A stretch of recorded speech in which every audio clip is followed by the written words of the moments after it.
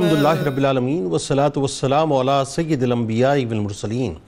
اللہم صلی علی سیدنا و مولانا محمد وعلی آلہ واصحابہ وبارک وسلم وصلی علیہ۔ دنیا کے تمام دیکھنے والوں کو، تمام چاہنے والوں کو، تمام پیار کرنے والوں کو، اور جہاں جہاں تک اس وقت میری آواز کو سنا اور مجھے دیکھا جا رہا ہے، جنید اقبال کی جانب سے انتہائی محبت کے ساتھ السلام علیکم۔ ایک بار پھر ناظرین، آپ کو پر نور صبح میں صبح نور کے ساتھ میں دل کی گہرائیوں سے خوش آمدید کہتا ہوں۔ آئیے بلا توقف چلتے ہیں حضرت ابو انیس محمد برکت علی علیہ رحمہ کی تعلیف اسماء النبی کریم صلی اللہ علیہ وآلہ وسلم سے رسول اللہ صلی اللہ علیہ وآلہ وسلم کا ایک اسم مبارک پڑھنے اور سننے کی سعادت حاصل کرتے ہیں۔ سیدنا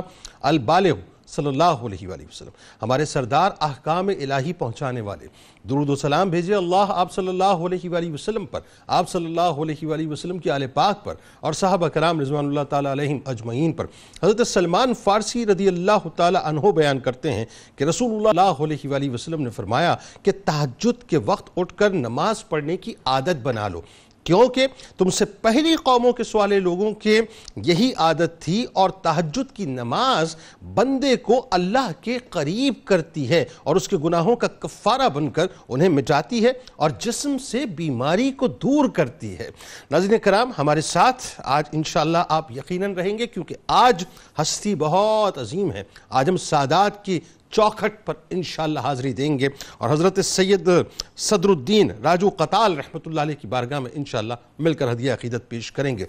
بات یہ ہے ناظرین کرام، یہ جو خطہ بر صغیر ہے نا،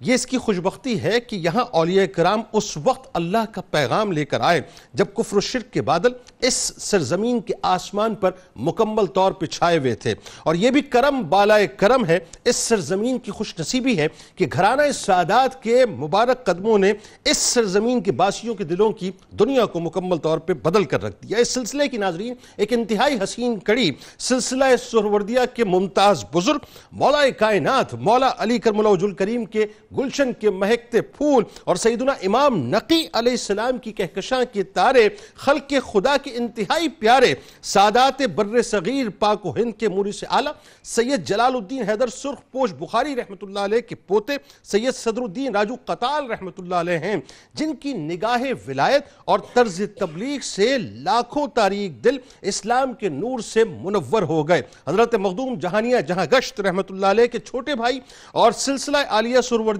میں خلیفہ اعظم سید صدر الدین رحمۃ اللہ علیہ وہ ہستی ہیں ناظرین جو مادرزاد ولی اور مقام قطبیت پر فائز تھے۔ حضرت صدر الدین رحمۃ اللہ علیہ کا شمار ناظرین اپنے دور کے بہترین حفاظ، علماء اور مشائخ میں ہوتا ہے۔ آپ انتہائی سادہ لباس اور سادہ سی غذا کو پسند فرمایا کرتے تھے۔ آپ پر زیادہ تر وجدانی کیفیت طاری رہتی تھی اور مشاہدہ ذات حق میں مشغول رہا کرتے تھے۔ خلق خدا کی تربیت اور اصلاح احوال اور ہندو اقوام کو، یہ بڑی خاص طور پہ ناظرین سمجھنے کی بات ہے کہ ہندو اقوام کو اپنے خلق و کردار سے متاثر فرما کر دائرہ اسلام میں داخل کرنا آپ کا محبوب ترین مشغلہ تھا۔ تاریخ اوش کے مصنف لکھتے ہیں ناظرین کہ آپ کی نگاہ فیض اثر سے کئی ہندو اقوام نے مذہب اسلام قبول کیا، جن میں لانگ، کھاکی، نون اور دھوتر اقوام سر فہرست ہیں۔ یوں بر صغیر پاک و ہند میں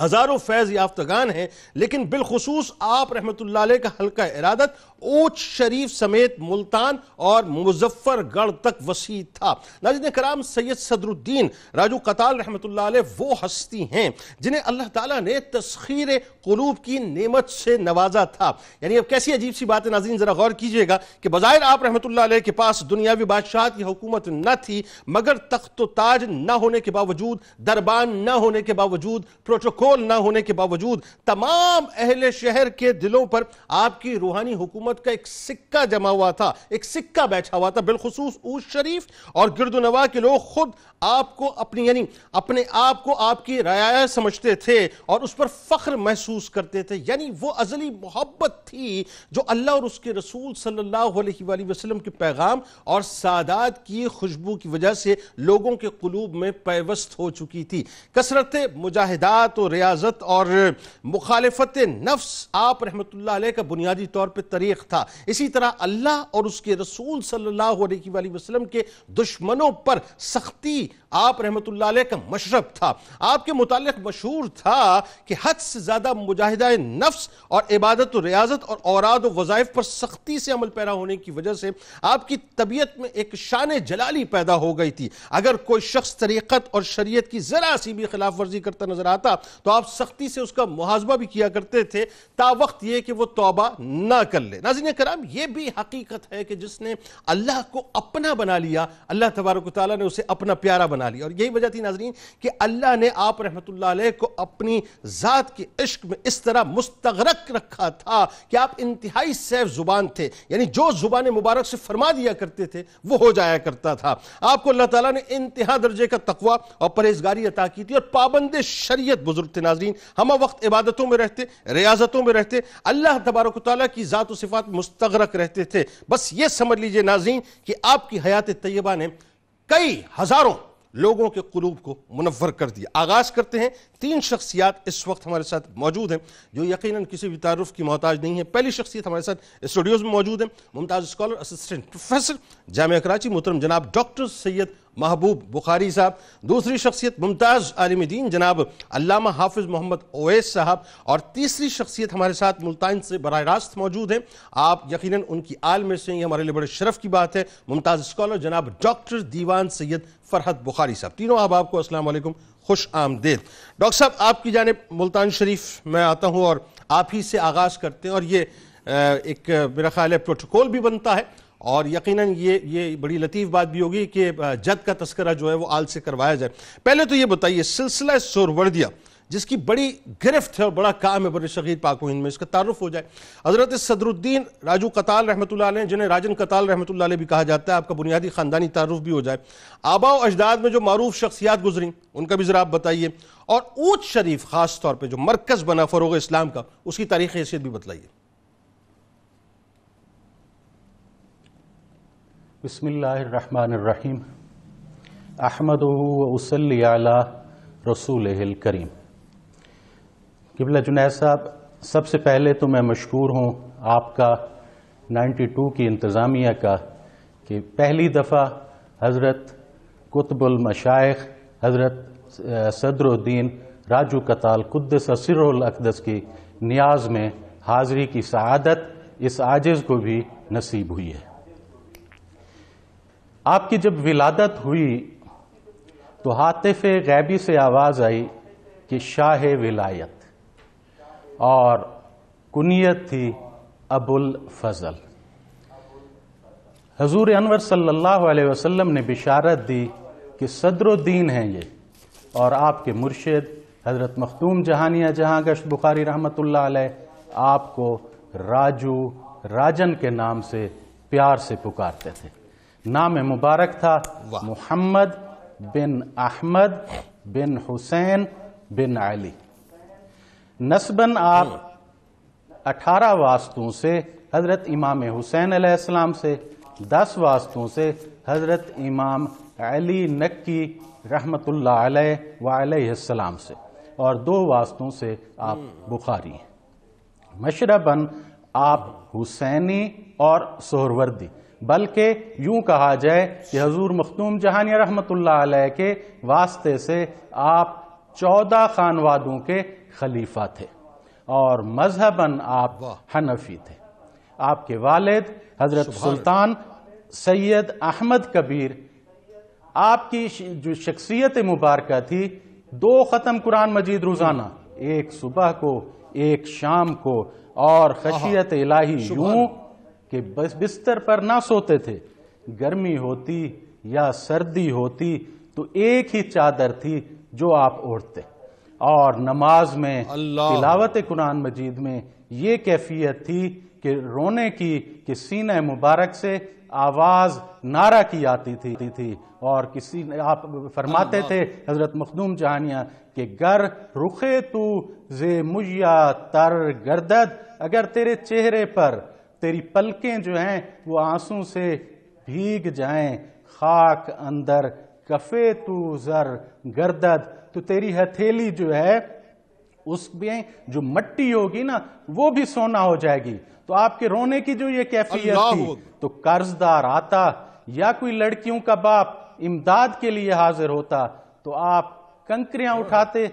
وہ بھی سونا بن جاتی تھی. اور آپ کی والدہ بھی حسینی سید تھیں, حضرت سید بدر الدین باقری رحمۃ اللہ علیہ, ان کی پوتی. اور حضرت بدر الدین باقری جو تھے یہ سسر تھے حضور حضرت سید جلال الدین سرخ پوش بخاری رحمۃ اللہ علیہ کے. اور یہ جو آپ کی والدہ مبارکہ تھیں وہ حضرت مخدوم جہانیہ رحمۃ اللہ علیہ کی خالہ بھی تھیں. جب حضرت مخدوم جہانیہ حرمین شریفین سے 148 مشائخ سے فیض یافتہ ہو کے 14 خانوادوں کی خلافت لے کے اچ شریف میں واپس آتے ہیں, آپ کی والدہ کا وصال ہو چکا تھا. اور آپ نے اپنے والد گرامی سے عرض کی کہ حضور آپ کی صلب مبارک میں ایک کتب ہے تو آپ شادی کر لیں. تو آپ کی ہی تجویز سے یہ رشتہ طے ہوا. اور آپ کے دادا سید جلال الدین سرخ پوش بخاری, آپ نے جیسے شروع میں کہا آدم سادات بخاری اور وارث سلسلہ عالیہ و نسبت حسینیہ. آپ کے بھائی اور جو دادا حضرت تھے وہ یوں تھے کہ جب ذکر شریف کرتے تھے تو ان کا پیالہ بھی ذکر کرنے لگ جاتا تھا. اور آپ کے بڑے بھائی اور آپ کے شیخ حضرت قطب عالم مخدوم جہانیہ جہاں گشت بخاری. تو جنید بھائی جو سب سے پہلے اچ شریف میں خانقاہ جلالیہ کی بنیاد وہ آپ کے دادا حضرت سید جلال الدین سرخ پوش بخاری رحمۃ اللہ علیہ نے رکھی. اور یہاں سے ہی یہ سلسلہ عالیہ سہروردیہ کا فیض جو ہے وہ اچ شریف سے سندھ, گجرات اور ہندوستان کے کونے کونے میں پھیل گیا. یہ سلسلہ عالیہ سہروردیہ اگر اس کی خصوصیت کے بارے میں ایک سینٹنس میں اگر کہا جائے, ایک جملے میں کہا جائے تو وہ جو حضرت سعد الدین رحمت اللہ علیہ نے فرمایا تھا کہ متابعت النبی فی جبین سہروردی, اس کی تو اور ہی بات ہے. تو یہ سلسلہ عالیہ سہروردیہ دراصل وہ نسبت مبارکہ حضرت علی کرم اللہ وجہ الکریم کی ہے جو حضرت حسن بصری کی طرف آتی ہے. وہاں سے جب حضرت حبیب اجمی تک پہنچتی ہے تو یہ سلسلہ اجمیہ سلسلہ کہلاتا ہے. پھر جب یہ نسبت حضرت معروف کرخی تک پہنچتی ہے تو یہ کرخیاں ہو جاتا ہے. جب حضرت سری سکتی تک تو یہ سکتیاں, حضرت جنید بغدادی تک جب یہ سلسلہ مبارکہ پہنچتا ہے تو یہ جنیدیاں, اور پھر جب حضرت ابو نجیب سہروردی تک تو یہ سہروردیاں ہو جاتا ہے. اور آپ کے بھتیجے حضرت شیخ و شیوخ شہاب الدین سہروردی رحمت اللہ علیہ کی وجہ سے اس سلسلے کو بہت شہرت حاصل ہوئی. اور وہاں سے حضرت بہاؤالدین زکریا رحمت اللہ علیہ شیخ الاسلام کہ آپ ملتان اس سلسلہ مبارکہ کو لے آئے. یہاں سے حضرت سید جلال الدین سرخ پوش بخاری رحمت اللہ علیہ نے یہ نسبت یہ حاصل کی. اور جنید صاحب یہاں پہ بات کو آگے بڑھاتے ہیں ڈاکٹر صاحب کہ پھر یہ سلسلہ جی میں اگین انشاءاللہ آپ کے پاس آؤں گا. اب ذرا یہ بتائیے ڈاکٹر صاحب, اس میں بڑی ایک اہم ترین بات ہے. ایک تو یہ مولا کائنات مولا علی کرم اللہ وجہ الکریم کا فیضان بھی ہے.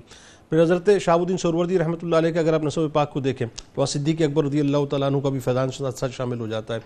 اچھا حضرت ابو نجیب سہروردی رحمۃ اللہ علیہ کی اگر ہم بات کریں, یعنی جو بانی ہیں سلسلہ سہروردیہ کے, یہاں ابو حامد غزالی رحمۃ اللہ علیہ میں نظر آتے ہیں جن سے آپ بیعت ہوئے. تو یعنی ایک غزالی خاندان کا جو فیض ہے وہ بھی ساتھ ساتھ ہمیں نظر آتا ہے. پھر شہاب الدین سہروردی رحمۃ اللہ علیہ, پھر بہاؤالدین زکریا ملتانی رحمۃ اللہ علیہ سے سلسلہ ہوتے ہوتے جلال الدین سرخ پوش بخاری رحمۃ اللہ علیہ, پھر مخدوم جہانیہ جہاں گشت رحمۃ اللہ علیہ, اور فائنلی حضرت سرد الدین راجو قتال رحمۃ اللہ علیہ پہ آج ہم بات کر رہے ہیں. اچھا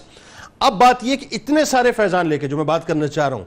ان کی جب ابتدائی تعلیم و تربیت ہوئی ہوگی تو کتنی کمال ہوئی ہوگی, اور پھر جب بیعت عطا ہوئی ہوگی تو کتنے فیضان اس میں شامل ہوں گے. اور خاص طور پہ آپ نے ہمیں بتانا ہے کہ جو لفظ قتال کا ہم بار بار استعمال کر رہے ہیں یا یہ جو راجن اور راجو کا استعمال کر رہے ہیں, تھوڑی گفتگو ڈاکٹر صاحب نے فرمائیے. میں چاہتا ہوں اس پہ آپ گفتگو فرمائیے ذرا. بسم اللہ الرحمن الرحیم.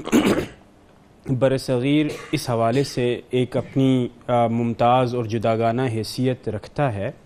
کہ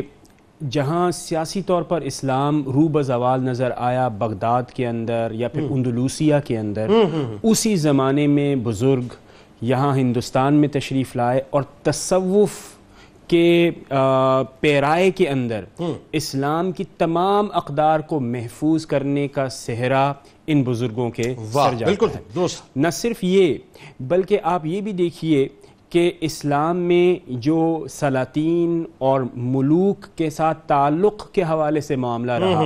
وہاں پر بزرگان سہرورد ان کی ایک خاص پہچان بنی کہ انہوں نے ایک خاص طریقے کے ساتھ سلاطین سے اس طرح کا تعلق رکھا کہ ان کی وجہ سے عوام الناس کے معاملات بھی حل ہوں، لیکن آپ نے اپنے آپ کو دنیا میں غرق بھی نہیں یعنی یوں کہیے کہ خاص پہچان ایک خاص شان کے ساتھ رکھا، ایک خاص شان، ایک وقار، ایک متانت کے ساتھ، اور دین اسلام کے اعلیٰ کے لیے۔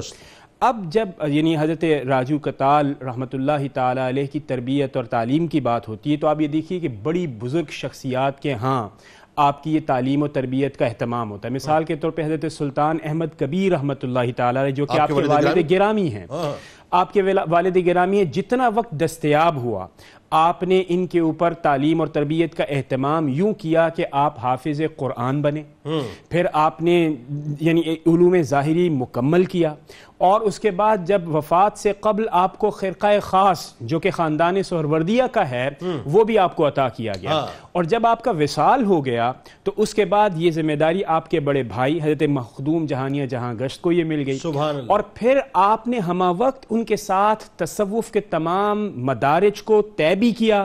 علم ظاہر حاصل کیا، علم اصول اور اشارہ حاصل کیا۔ اس کے ساتھ ساتھ حضرت مخدوم جہانیہ جہاں گشت جب بھی اصلاح احوال کے لیے علاقے سے یعنی اچ شریف سے باہر تشریف لے کے جاتے تو اس بات کا خاص اہتمام کیا جاتا کہ حضرت راجو کتال بھی آپ کے ساتھ ہوتے۔ اب یہ دیکھیے کہ بنیادی طور پر جو بات سمجھنے کی ہے کہ تربیت کا اہتمام ان خاندانوں میں کتنا خوبصورت ہے کہ علم ظاہری پر بھی توجہ ہے، علم باطن پر بھی توجہ ہے، اور جس کا ذکر آپ نے ابتدا کے اندر کیا کہ شریعت کے ساتھ کوئی ان کمپرومائزنگ سچویشن نہ رہے، یعنی جہاں کہیں بھی آپ کو احتیاط سے دامن کمزور نظر آیا آپ نے وہاں پر تنقید بھی کی، آپ نے غصے کا اظہار بھی کیا۔ اس سے پتہ چلتا ہے کہ شریعت کی ترجیح آپ کے بزرگوں کے ہاں کتنی ہے۔ اچھا ایک کمال بات دیکھیے آپ کہ آپ کی ایک تو تربیت ظاہر ہے حضرت سلطان کبیر رحمۃ اللہ علیہ یعنی آپ کے والد گرامی نے فرمائی، آپ کو خرقہ دیا، آپ کو بیعت کیا، پھر ایک بیعت اور مخدوم جہانیہ جہاں گشت رحمۃ اللہ علیہ نے فرمائی، اور وہ چونکہ ظاہر حقیقی بھائی کا تعلق یہاں پہ دیکھیں کیسا ہے کہ آپ شفقت بھی بہت فرماتے تھے، آپ عموماً یہ فرماتے تھے کہ یہ جو میرا بھائی ہے مطلب ظاہر مددزاد ولی ہیں، آپ کو اللہ تبارک و تعالیٰ نے جو ہے وہ خاص طور پہ یعنی آپ اپنے بارے میں فرماتے ہیں خالق حقیقی نے ہم کو خلقت کے ساتھ مشغول کیا ہے اور میرے بھائی سید راجن قتال کو اپنی ذات کے عشق میں مستغرق کیا۔ اس سے دیکھیں ایک آپ کی شخصیت کا پہلو کیا نکلا کہ آپ ہمہ وقت اللہ رب العزت کے ساتھ جڑے ہوئے ہیں اور دنیا و ما فیہا سے آپ بالکل غنی ہیں، لیکن جب آپ کو یہ یعنی خرقہ خلافت عطا فرمایا اور جب آپ سجادہ نشیں ہوئے تو کم و بیش کوئی 42 سال کی آپ نے خدمت فرمائی۔ 42 برس، ان 42 برسوں کے اندر جنید بھائی ہم نے ہمیشہ دیکھا اور تذکرہ نگاروں نے بڑے بالخصوص اصرار کے ساتھ یہ لکھا کہ آپ کی توجہ عوام کے احوال، اصلاح احوال کی طرح ان کی تعلیم و تربیت پر رہی، یعنی جب اپنی تربیت کا معاملہ تھا تو اپنے آپ کو اللہ رب العزت کی ذات میں فنا کیا، اور جب عوام الناس کی تربیت کا معاملہ آیا تو تمام توجہ ان لوگوں پر تھی تاکہ ان کے بھی اسی طرح کے معاملات ہو جائیں اور اللہ رب العزت سے ایک خاص تعلق جڑ جائے۔ اب آپ آ جائیں اس کے اوپر کہ آپ کے جو القابات ہیں وہ کیا ہیں۔ ان میں سے ایک لقب جو ہے جیسے راجن ہے تو اس کا کیا مطلب ہے؟ راجن یا راجو، اس کے حوالے سے یعنی تذکرہ نگاروں نے لکھا ہے کہ اس کا مطلب ہے بادشاہ، اور بادشاہ کا مطلب کیا ہوتا ہے؟ بادشاہ کا مطلب یہ ہے کہ چونکہ حضرت راجو کتال کو اس بات تسخیر قلوب کی یعنی کی استعداد تھی تو لوگ اپنے آپ کو روحانی رعایا کے طور پر قبول کرنا بڑا پسند کرتے تھے، اس لیے آپ کو راجن کہتے تھے، یعنی دلوں کی یوں کہیے کہ سلطنت پہ آپ کی حکومت، آپ کی حکمرانی تھی اور لوگ سر تسلیم خم کیے ہوئے۔ اسی طرح فرض کریں جو قتال ہے، اس میں شیخ محمد اکرام ہیں جو کہ بڑے مشہور تاریخ نواں، انہوں نے یہ کہا کہ اس قتال کا مطلب یہ ہے کہ چونکہ آپ مجاہدہ نفس فرماتے تھے بے انتہا، اور چونکہ مجاہدہ نفس فرماتے تھے تو اس کے نتیجے کے اندر نہایت آپ کی شخصیت میں روب اور یعنی کہ جلال بھی تھا، شان جلالی بھی تھی، تو اس کی وجہ سے لوگ آپ کو قتال کہتے تھے۔ لیکن ایک اور انہوں نے بھی اس کا سورس بتایا، وہ یہ بتایا کہ یہ قتال قاف سے نہیں ہے، یعنی جو ہے قاف قتل والا نہیں ہے بلکہ قاف کراچی والا ہے قتال، اور یہ سریانی زبان کا لفظ ہے اور اس کا مطلب ہوتا ہے بزرگ۔ تو الغرض یہ کہ یہ جو القابات دیے جاتے ہیں یہ یا تو عوام الناس کی طرف سے ایک خاص محبت کا اظہار ہوتا ہے اپنے بزرگ کی طرف، یا پھر آپ کی شخصیت کی کچھ خاص یونیک فیچرز ہوتے ہیں جس کی وجہ سے آپ کی پہچان۔ کیا کہہ رہے ہیں علامہ صاحب؟ حضرت سرد الدین راجو قتال رحمۃ اللہ علیہ کی شخصیت کے بارے میں جب میں پڑھ رہا تھا تو ایک بات، جیسا کہ ایک جملہ ہم نے روا روی میں کہا، لیکن یہ ان کی شخصیت کا ایک ایسا انٹروڈکشن ہے کہ جس انٹروڈکشن کے گرد ان کی شخصیت گھوم رہی ہے، اور وہ یہ ہے کہ اللہ کی ذات و صفات میں مشغول رہنا، اللہ ہی کے تصور میں رہنا ہر وقت، اور ظاہر ہے جب اللہ ہی کا تصور ہو تو پھر اس ہستی کا زہد و تقویٰ کیا ہوگا، ان کی عبادات کا عالم کیا ہوگا، اور پھر دنیا سے کس حد تک اس شخصیت کو جو بے رغبتی ہوگی کہ دنیا سے برتنے کے لیے جو رکھی ہے۔ بتائیے۔ بسم اللہ الرحمن الرحیم۔ لیکن اس میں آپ نے یہ بتانا ضرور ہے ہمیں، خاص طور پہ جب یہ بات ہو جائے نا تو اس میں آپ نے یہ بتانا ہے ہمیں کہ شیخ سارنگ کو جو ایک، کیونکہ یہ دنیا سے جو بے رغبتی آپ نے رکھی، دنیا کو دور رکھنے کے باوجود لوگوں کو کیسے اللہ کے قریب کیا، خاص طور پہ جو شیخ سارنگ رحمۃ اللہ علیہ کا جو واقعہ آتا ہے وہ بتائیے گا۔ بسم اللہ الرحمن الرحیم۔ جی یقیناً یہ جو ذکر کیا گیا کہ خود ان کے بڑے بھائی اس بات کی گواہی دے رہے ہیں کہ ہمیں تو اللہ پاک نے خلق خدا کے ساتھ مشغول کیا اور انہیں اپنی ذات میں مستغرق کیا۔ حیرت کی بات یہ ہے کہ یہ خود اپنے بھائی کے ساتھ سفر میں ہوتے تھے، جیسے بھائی سفر میں ہیں تو یہ بھی سفر میں ہیں، یعنی بھائی اس بات کی گواہی دے رہے ہیں کہ یہ سفر میں ہوں یا حضر میں ہوں، یہ جلوت میں ہوں یا خلوت میں ہوں، انہیں اللہ نے یہ شان عطا فرمائی ہے کہ ایک خاص قسم کا جو استغراق ہے وہ ان کی ذات میں موجود ہے کہ اگر یہ سفر میں بھی ہوں گے تو ان کا ہم سفر خدا ہی ہوتا ہے۔ واہ۔ یہ اگر تنہائی میں ہیں تب بھی ان کا ہم سفر خدا ہی ہوتا ہے، یہ ان کے بھائی کی طرف سے ایک گویا تصدیق ہے۔ اور آنکھوں کے اندر سرخ ڈورے تیرتے رہتے تھے، وہ جو ایک استغراق کی کیفیت ہے اور جو اس عالم بقا کے جو مناظر ہیں وہ ہمیشہ ان کی آنکھوں کے سامنے رہتے تھے۔ اور پھر جو اپنے بھائی کے ساتھ ان کے اسفار ہیں اس میں یہ چیز بہت زیادہ غالب تھی کہ آپ نے جس شخص کو بھی اپنے سامنے پایا ہمیشہ یہ کوشش کی کہ اس کی ایسی تربیت ہو کہ اس کا کوئی کام شریعت کے خلاف نہ رہے۔ یہ آپ کے سفروں کا مشن تھا، یہ آپ کی تربیت کا مشن تھا، اور یہ آپ کی ذات کا مشن تھا۔ شیخ سارنگ کا جیسے ذکر کیا گیا، وہ پہلے ایک ہندو رئیس تھے، پھر وہ مسلمان ہوئے، اور ان کی جو بہن ہے محمد بن فیروز شاہ بادشاہ کے نکاح میں آئی،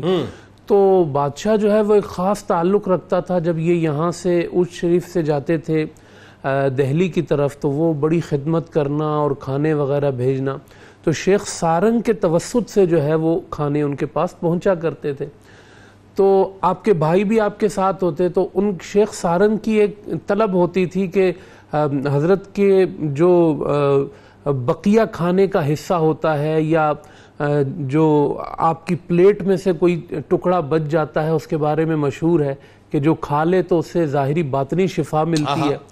تو وہ ایک طلب میں ہوتے تھے کہ کسی طرح ہمیں کچھ جو ہے وہ حضرت کا ایک فیض مل جائے، تو فیض دینا ہی آپ کا کام تھا۔ لیکن آپ اس تربیت کا انداز دیکھیں کہ آپ ان سے کہتے ہیں کہ بھائی ٹھیک ہے آپ کی طلب ہم پوری کر دیں گے، لیکن ہمیں بس یہ سننے میں آئے کہ شیخ سارنگ کبھی کوئی نماز قضا نہیں کرتا، اللہ اگر یہ اجرت ہمیں دے دو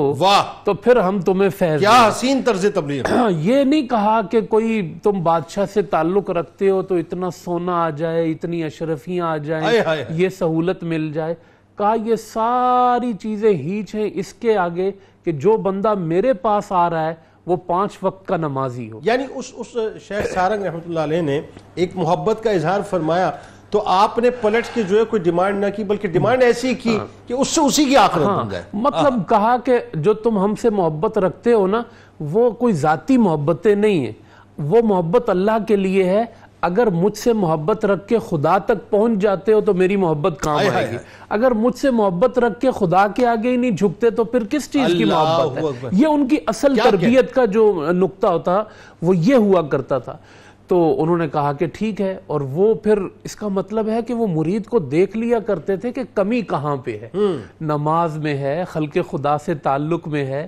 تو نمازیں تو اپنی ہوتی ہیں انسان کی, لیکن جہاں کمی ہے اس کو پورا کر دی. اور جب یہ دیکھا کہ یہ 5 وقتہ نمازوں کی پابندی کرنے لگے تو کہا کہ بھئی کھانا ہی ہمارے ساتھ کھایا کرو, ایک لقمے کی کیا بات ہے, مگر اشراق بھی پڑھ لیا کرو, چاشت بھی پڑھ لیا کرو. اب تہجد کی طرف بھی ان کو لے اور چاشت کی طرف لگا دیا. یہ تربیت کا ایک انداز تھا. اور جو آپ کے بڑے بھائی کا جہاں گشت, جنہوں نے زمانے بھر کا گشت کیا, ان کا ایک جملہ ان کی پہچان تھا. وہ کہا کرتے تھے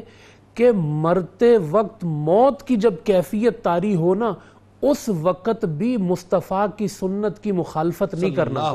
کوشش کرنا کہ اس وقت میں بھی تم سے خلاف سنت کوئی کام نہ ہو. یہ ان کا مشن تھا جو انہوں نے تربیت کے انداز میں, اپنے فیض کے انداز میں لوگوں تک پہنچایا. بس اس جملے پر بات ختم کروں گا, خدا آج کے بالخصوص پیروں کو بھی یہ توفیق دے کہ وہ مریدوں کو دنیاوی مقاصد سے نکال کر نمازوں کے مقاصد تک اور ان کی اصلاح کے مقاصد بالکل. اللہ ماشاءاللہ جو اچھا کام کر رہے ہیں جو لوگ, لیکن ظاہر ہے جن لوگوں کو اپنی جو اصلاح کی ضرورت ہے ان کے لیے یقیناً حضرت شیخ صدر الدین راجو قطال رحمۃ اللہ علیہ کی شخصیت انتہائی قیمتی شخصیت ہے. ناظرین ہمارے ساتھ رہیں, سرکار علیہ السلام کی بارگاہ میں درود پاک کا نذرانہ پیش کرتے ہیں. اور جو میں نے ابتدا میں بات علامہ صاحب سے عرض کی تھی اس میں ذرا گفتگو کریں گے, اور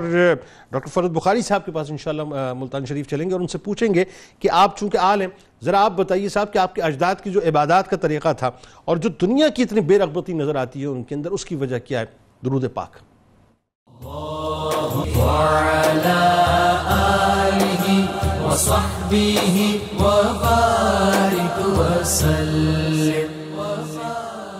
ایک بار پھر ناظرین میں آپ کو خوش آمدید کہتا ہوں. حضرت سید صدر الدین راجو قطال رحمۃ اللہ علیہ کی بارگاہ میں ہم ہدیہ عقیدت پیش کر رہے ہیں. ایک ایسی ہستی ناظرین کہ اونچ شریف کی بادشاہت آپ کے پاس موجود ہے, روحانی بادشاہت آپ کے پاس موجود ہے, اور کمال یہ ہے کہ اللہ تبارک و تعالیٰ نے آپ کو قلوب کو تسخیر کرنے کا جو خاص طور پہ مقام مرتبہ عطا کیا کہ جہاں آپ کی نگاہ اٹھتی تھی وہاں لوگوں کے قلوب بدل جایا کرتے تھے. جہاں آپ کے دست مبارک دعا کے لیے اٹھتے تھے اللہ تبارک و تعالیٰ آپ کی دعاؤں کو قبولیت کے پر لگا دیا کرتا تھا. یعنی آپ مستجاب الدعوات بھی تھے. اور کیوں نہ ہو ناظرین, آپ آل ہی ظاہر ایک ایسے گھرانے کی آل ہیں, ایک ایسے گلشن کی آل ہیں کہ جہاں دعائیں رد ہو ہی نہیں سکتی, بلکہ ہماری دعائیں دراصل ان کے صدقے سے قبول ہوتی ہیں. اور آپ دیکھیے ناظرین کہ یہاں صدیقی فیض بھی شامل ہے, یہاں پہ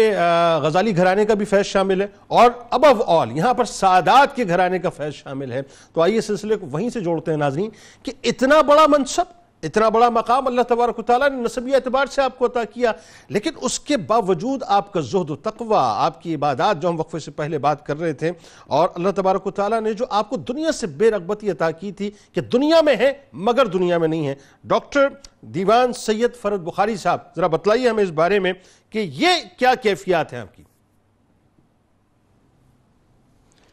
جی جنید بھائی, بہت خوبصورت سوال آپ نے کیا ہے اور اس کی اس وقت بہت ضرورت ہے.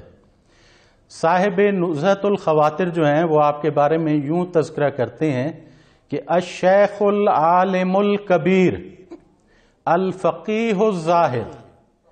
کان من الاولیاء السالکین اصحاب المجاہدات.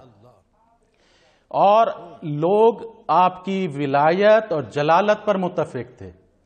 جو تقوی کی آپ نے بات کی تو حضرت مختوم رحمۃ اللہ علیہ فرماتے تھے تقوی 3 طرح کا ہے. نمبر 1 وہ کہ تقوی شریعت, جو عام تقوی ہے وہ یہ تقوی ہے کہ سالک جو ہے وہ بدعت, کفر, گناہ سے پرہیز کرے. اور دوسرا تقوی ہوتا ہے وہ ہے تقوی طریقت کا, جو خاص تقوی ہوتا ہے. اس میں یہ ہوتا ہے کہ بندہ جو ہے وہ مباحات یعنی جو چیز نہ نفع دے نہ نقصان، ان سے بھی پرہیز کرتا ہے. ٹھیک ہے. اور جو حقیقت کا تقوی ہے، جو خاص الخاص کا تقوی ہے، وہ تقوی یہ ہے کہ حق تعالی کے ما سوا سے پرہیز کرے. اور یہی وہ تقوی ہے جس کے بارے میں فرمایا گیا ان اکرمکم عند اللہ اتقاکم. اور یہی وہ تقوی ہے جس کے بارے میں فرمایا گیا انما یتقبل اللہ من المتقین، کہ اللہ تعالی متقین سے ہی قبول کرتا ہے. اور حضرت صدر الدین راجن کتال قدس سرہ الاقدس اسی تقوی پر قائم تھے کہ جو آپ نے انٹرو میں اور درمیان میں حضرت مختوم رحمت اللہ علیہ کا بیان حضرت صدر الدین کے بارے میں فرمایا، اس کو حضرت شیخ محقق نے اخبار الاخیار میں لکھا ہے. میں ان کلمات کو پڑھنا چاہوں گا. آپ فرماتے ہیں کہ مخدوم جہانیاں بارہا بر زبان مبارک میراند کہ حق سبحانہ و تعالی مارا بخلق مشغول داشت. کہ حضرت مختوم جہانیاں اکثر یہ فرماتے تھے کہ اللہ تعالی نے ہمیں تو خلق کے ساتھ مشغول کیا ہے، وشیخ راجو بخود، اور شیخ راجو کو اپنے سے مشغول کر دیا ہے. اور آپ کی یہ کیفیت تھی کہ وے پیوستہ در عالم استغراق بودے، کہ آپ ہر وقت عالم استغراق میں ہوتے تھے. با خلق انبساط و اختلاط نہ کر دی. خلق کے ساتھ آپ کو نہیں تعلق تھا کہ دل میں ہو یاد تیری، گوشہ تنہائی ہو، پھر تو خلوت میں عجب انجمن آرائی ہو. آپ کا زہد تو بچپن سے ہی شروع ہو گیا تھا کہ جب بچے تھے دودھ نہیں پیا، رمضان شریف تھا، لوگوں نے آ کے عرض کی کہ حضرت مخدوم جہانی رحمت اللہ علیہ کو کہ آپ دودھ نہیں پی رہے، تو آپ نے فرمایا یہ کتب ہے اور دن کو نہیں پیے گا، یہ افطاری کے بعد دودھ پیے گا. یہاں پر میں آپ کے جو طریقہ عبادت کا ہے اس میں ایک کرامت کا ذکر کرنا چاہوں گا کہ آپ حضرت مخدوم رحمت اللہ علیہ کے ساتھ سفر میں تھے کہ ایک مسجد میں پہنچے، وہاں حافظ صاحب امامت انہوں نے شروع کی. آپ تکبیر تحریمہ کہنے ہی لگے کہ آپ نے کشف سے معلوم کیا کہ وہ امام صاحب تو کہیں اور گئے ہوئے ہیں خیالات میں، کہ یہ شعر پڑھا تن درون نماز و دل بیرون گشت تھا میزنی مہمانی، کہ تمہارا جسم تو ہے وہ تو نماز میں ہے لیکن دل تمہارا کہیں اور گیا ہوا ہے. این چنی حالت پریشانی را شرم نہ آید نماز می خانی، کہ اس حالت میں تم نماز پڑھتے ہو. اور آپ اس مدرسے میں تعلیم یافتہ تھے، اس خانقاہ میں تعلیم یافتہ تھے، اس خانقاہ کے فیض یافتہ اور معلم تھے جہاں پر یہ کہا جاتا تھا کہ قلب المومن حرم اللہ، کہ مومن کا جو دل ہے وہ اللہ کا حرم ہے. اور فحرام علی حرم اللہ، اللہ کے حرم پر تو یہ حرام ہے ان یلج فیہ غیر اللہ، کہ اس میں غیر اللہ آئے، یا خانہ جائے رخت بود یا خیال دوست. تو آپ نے علیحدہ نماز پڑھی، لیکن اس امام صاحب کو آپ نے شرمندہ نہ کیا، شرمسار نہ کیا، بلکہ عذر سفر کا کیا. کیونکہ آپ یہ فرماتے تھے کہ لا صلاۃ الا بحضور القلب، حضور قلب سے اب نماز نہ ہو تو وہ نماز ہی نہیں ہوتی. تو اور آپ وضو کے بارے میں آپ کا جو وہ تھا اس میں یہ کہ فمن لم ينفصل فی طہارت عن الکونین، کہ جو وضو کے وقت کونین سے لوگوں سے کٹتا نہیں ہے نا، تو لم یصل فی الصلاۃ، تو وہ نماز میں ملتا بھی نہیں ہے. کس سے؟ الی صاحب الکونین، اللہ تبارک و تعالی سے، یعنی کا وصل بھی نہیں ہوتا. یہاں پر جو شریعت طریقت حقیقت کا آپ تعلیم دیتے تھے نماز میں، تو آپ یہ فرماتے ہیں کہ نماز کے لیے جب کھڑا ہو جاتا ہے نا تو یہ ہے شریعت. اب اس کو خیالات بھی ہیں، لیکن اگر وہ دل سے لوگوں سے کٹ جاتا ہے، اللہ سے جوڑ جاتا ہے، تو پھر یہ طریقت ہوتی ہے. اور اگر اللہ کی محبت میں مستغرق ہو جائے تو پھر یہ حقیقت ہوتی ہے. تو جنید بھائی یہ جو سہروردی حضرات تھے اچ کے ان کا تعلق سلاطین سے بھی تھا، کیونکہ حضرت شہاب الدین سہروردی رحمت اللہ علیہ کی اور حضرت بہاؤالدین زکریا رحمت اللہ علیہ کی یہ تعلیمات میں تھا، لیکن اس تعلق کو آپ نے شریعت کو رائج کرنے کے لیے استعمال کیا کہ جو اگر ہم تاریخ فیروز شاہی کا مطالعہ کریں تو جو اصلاحات فیروز شاہ نے کی اس میں بدعتوں کو مٹانے، سنت رسول صلی اللہ علیہ وسلم کو زندہ کرنے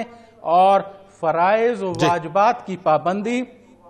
یہاں تک کہ بیت المال میں نامشروع اور حرام مال جو ہے وہ داخل انٹر نہیں ہو سکتا تھا، اور ناجائز جو ٹیکس تھے غریبوں پر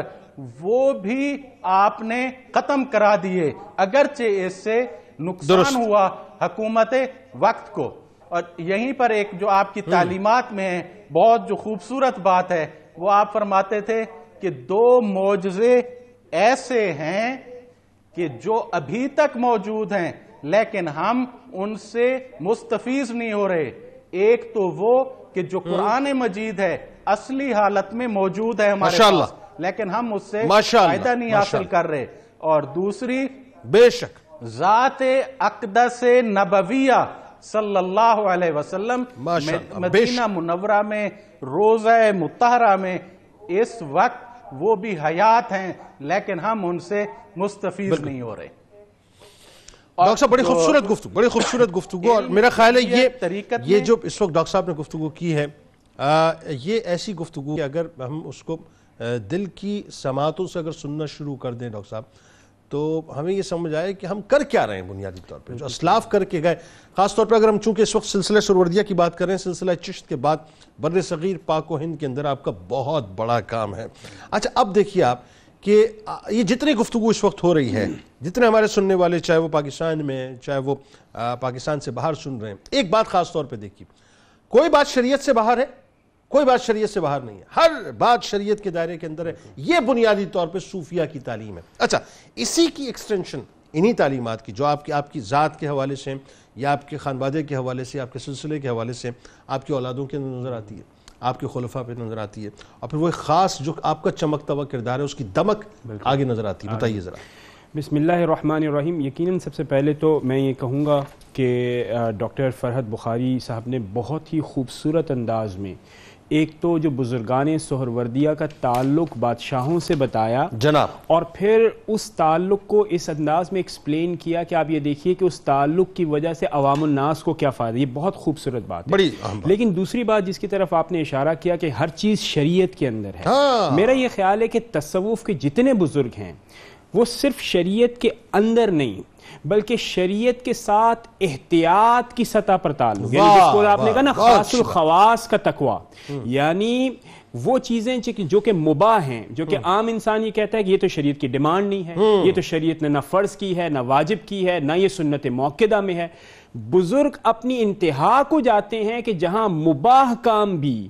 اس کو بھی وہ اتنی توجہ، اتنی احتیاط، اتنی احساس بندگی کے ساتھ کرتے ہیں کہ اللہ رب العزت آپ کے مقامات میں بلندی ضرور۔ آپ قطع کلام کی معذرت، آپ ایک بات ٹرکل ڈاؤن ایفیکٹ دیکھیے کہ اپنا بغداد میں ابو حامد غزالی رحمۃ اللہ علیہ جامعہ نظامیہ میں آپ تدریس کر رہے ہیں، ٹھیک ہے جی، اب ظاہر امام غزالی علیہ رحمہ کے بھائی ہیں موجود ہیں، ان کے مریدوں میں ابو نجیب سہروردی رحمۃ اللہ علیہ سلسلہ سہروردیہ کے بانی، اب دیکھیں وہاں سے تعلیم، جو ٹرکل ڈاؤن ایفیکٹ ہے نا، وہاں سے تعلیم ٹرانسفر ہوتے ہوتے ہوتے ہوتے ہوتے پھر جب یہ صدرالدین راجو کتال رحمۃ اللہ علیہ تک پہنچتی ہے تو آپ سوچیے کہ شریعت کا کیسا رچا ہوگا اس کے بالکل ہوگا۔ اور دیکھیں پھر یہ جو بنیادی گفتگو جو کہ حضرت امام غزالی رحمۃ اللہ تعالیٰ علیہ نے خود فرمائی، جہاں پر آپ یہ دیکھتے ہیں کہ وہ تمام کی تمام 3 تعبیرات علم الکلام کی، فلسفے کی اور تصوف کی، اور بالخصوص حضرت جنید بغدادی رحمۃ اللہ تعالیٰ علیہ کا جو ایفیکٹ رہا تمام تصوف کے پیچھے، وہ بھی فردر ٹرکل ڈاؤن ہوتا ہوا ہمیں ادھر نظر آتا ہے۔ اب کردار کی جو بلندی ہے اس عوام الناس کے اس دور کے اندر جہاں پر آپ کا تعلق ہوتا ہے، حضرت راجو کتال کے کردار کی بلندی آپ اس انداز میں دیکھیے کہ کوئی مخالف آپ کی محفل میں آ جاتا اور اس کی عداوت ہوتی، اس کا بغض ہوتا، اس کے ذہن میں کچھ خاص باتیں ہوتی، تذکرہ نگاری لکھتے ہیں کہ جب آپ کی محفل میں وہ شخص آ جاتا اس کا دل پاک ہو جاتا، اور جب وہ محفل سے نکلتا تو وہ آپ کا معتقد ہوتا۔ اللہ اللہ۔ اور دوسری خاص بات جنید بھائی جس کی طرف ہم سب کو توجہ دینی چاہیے، ہر مسلمان کو اور بالخصوص یعنی وہ لوگ جو کہ مسند ارشاد پر ہوتے ہیں، نرمی سے اسلام کا پیغام پہنچانا، شفقت کے ساتھ اسلام کا پیغام پہنچانا۔ آج ہم نے ایک طرف تو یہ سوچ لیا ہے کہ اسلام صرف چند معلومات کا مجموعہ ہے جو کہ یوٹیوب پہ آپ گوگل کریں اور اس کے بعد پھر معلومات کو کشید کر کے آپ سمجھتے ہیں کہ اسلام یہ ہے۔ نہیں، اسی طرح اسلام کے چند قواعد، ضوابط اور قوانین کا نام ہے؟ نہیں، اسلام کی بنیادی تعلیم نرمی اور شفقت کے ساتھ اللہ رب العزت کے پیارے نبی کا اسوہ لوگوں تک پہنچانا، اور اس کا بہترین اہتمام اس سلسلہ سہروردیہ کے اندر ہمیں حضرت راجو قتال کی شخصیت میں نظر آتا ہے، اور قرآن کریم کی مجسم شکل بائن معنوں میں نظر آتی ہے کہ جہاں اللہ رب العزت نے فرمایا ادعو الی سبیل ربک بالحکمہ، اور اس حکمت میں یہ ہے کہ اگر آپ کی محفل میں اگر آپ کے سامنے کوئی غیر آ جائے، کوئی ہندو آ جائے، کوئی غیر مذہب آ جائے، تو آپ نے نرمی کے ساتھ، شفقت کے ساتھ، کردار کی بلندی کے ساتھ جب آپ اسلام کو پیش کریں گے تو یقیناً وہ اسلام قبول نہیں کرے گا۔ اچھا، ہندوؤں کی طرف خاص آپ کی توجہ رہتی تھی ان پہ کہ وہ آپ کا ایک خاص مشغلہ تھا کہ ان کو کسی طرح سے مسلمان کرنا۔ بالکل، اور لیکن یہ کیسی بات ہے کہ خلق کے لیے سوچنا، اللہ کی مخلوق کے لیے سوچنا کہ کوئی بھی غیر مسلم کیوں جائے دنیا سے، کیوں جائے۔ اور پھر آپ یہ دیکھیے آپ کی کنٹریبیوشنز میں یہ بھی ہے کہ اچ شریف تو آپ نے بتا دیا، ملتان آپ نے بتا دیا، گجرات جو انڈیا والا ہے وہاں پر اس پر توجہ دی گئی کہ تاکہ زیادہ سے زیادہ لوگ دین اسلام کی طرف آ جائیں۔ اس کے بعد اولاد آپ کی جو تذکرہ نگاروں لکھی ہے وہ 5 ہے۔ اچھا، خلفاء اور مریدین میں سے بتایا جاتا ہے کہ 3,40,000 لوگوں کو آپ نے اسلام قبول کیا۔ یہ بڑی اہم بات۔ بالکل۔ اس کے بعد پھر آپ یہ دیکھیے کہ سینکڑوں کی تعداد میں آپ کے خلفاء بھی ہیں، لیکن جو سب سے خوبصورت بات جنید بھائی مجھے محسوس ہوئی کہ اولاد کے ہوتے ہوئے بھی آپ نے سجادہ نشینی کا مسند آپ نے اپنے بھتیجے کے حوالے کیا، نہ کہ اپنی اولاد کی طرف۔ اور ہم حالانکہ یہ سنت بھی دیکھتے ہیں، یعنی سنت بئی معنی کہ یہ طریق بھی اور روایت بھی دیکھتے ہیں سلسلہ سہروردیہ کے اندر کہ اولاد کے اندر بھی یہ ٹرانسفر ہوتی ہے، لیکن اس کے باوجود بھی تقوی، پرہیزگاری کے معیارات کو سامنے رکھتے ہوئے حضرت نے اپنے بھتیجے کو اس کے لیے نامزد کیا، سید فضل الدین لاڈلا سرکار رحمۃ اللہ تعالی علیہ۔ اور جو آپ کے خلفاء ہیں ان میں حضرت برہان الدین گجراتی رحمۃ اللہ تعالی علیہ، حضرت شیخ کبیر الدین اسماعیل بخاری رحمۃ اللہ تعالی علیہ، شیخ سارنگ، شیخ اسماعیل قریشی الغرض، بے شمار خلفاء ہیں جنہوں نے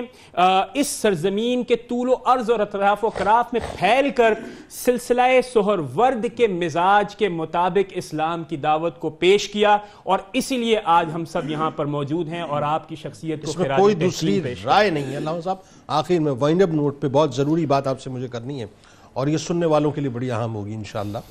دیکھیے یہ آپ یہ دیکھیے کہ یہ جو ایک پورا پروسیس ہے کہ جسے ہم سینٹرل ایشیا ماوراء النہر سینٹرل ایشیا کہتے ہیں، وہاں سے بخاری سادات ایک جو ہے وہ ان کا خاندان ان کا خانوادہ اٹھتا ہے، اور جلال الدین سرخ پوش بخاری رحمۃ اللہ علیہ بر صغیر پاک و ہند میں تشریف لاتے ہیں۔ پھر ظاہر ایک سلسلہ ایک پورا ایک پروسیس ہے، بہاؤالدین زکریا ملتانی رحمۃ اللہ علیہ جو ہے ان سے فیض یافتہ ہوتے ہیں، پھر وہی ظاہر سلسلہ آگے بڑھتا ہے، مخدوم جہانیہ جہاں گشت رحمۃ اللہ علیہ، پھر ان کے چھوٹے بھائی جو ہیں صدر الدین راجو قتال رحمۃ اللہ علیہ۔ یعنی سادات کے گھرانہ بخاری سادات خاص طور پہ جن کی ابتدا ظاہر جلال الدین سرخ پوش بخاری رحمۃ اللہ علیہ سے بر صغیر میں ہو رہی ہے، یہ ایک تبلیغی سرگرمیوں کا باقاعدہ ہب خاص طور پہ بر صغیر کو بنایا۔ اور آپ یہ دیکھیے اس میں پاکستان، ہندوستان، بنگلہ دیش اور ایران، ان 4 ممالک میں بڑا مربوط اور مضبوط قسم کا سہروردی سلسلے کا کام ہے۔ بتائیے ذرا تبلیغی خدمات کے بارے میں۔ بسم اللہ الرحمن الرحیم۔ جی یقیناً یہ ایک بڑی اہم بات ہے کہ یہ بزرگ ایک شخصیت لے کر کسی علاقے میں پہنچے ہیں اور انہوں نے ایک اداروں کا کام کیا ہے، انجمنوں کا کام کیا ہے۔ آپ یہ دیکھیں کہ جلال الدین تبریزی سلسلہ سہروردیہ میں، پھر یہ 2 بھائی جن کا ابھی ذکر ہم کر رہے ہیں، انہوں نے ان علاقوں میں جن کا آپ نے ذکر کیا اتنا زیادہ کام کیا اس علاقے میں، اتنے زیادہ اسفار کیے، بادشاہوں کے ساتھ جو تعلق ہے حضرت مخدوم جہانیہ رحمۃ اللہ علیہ کا آپ سمجھیں کہ 5 بادشاہوں سے تعلق رہا، جو علاء الدین خلجی، ناصر الدین خسرو سے لے کے پھر تغلق جو خاندان کا، ٹھیک ہے، یہ سارا جو ہے ان کا ان کے ساتھ تعلق رہا۔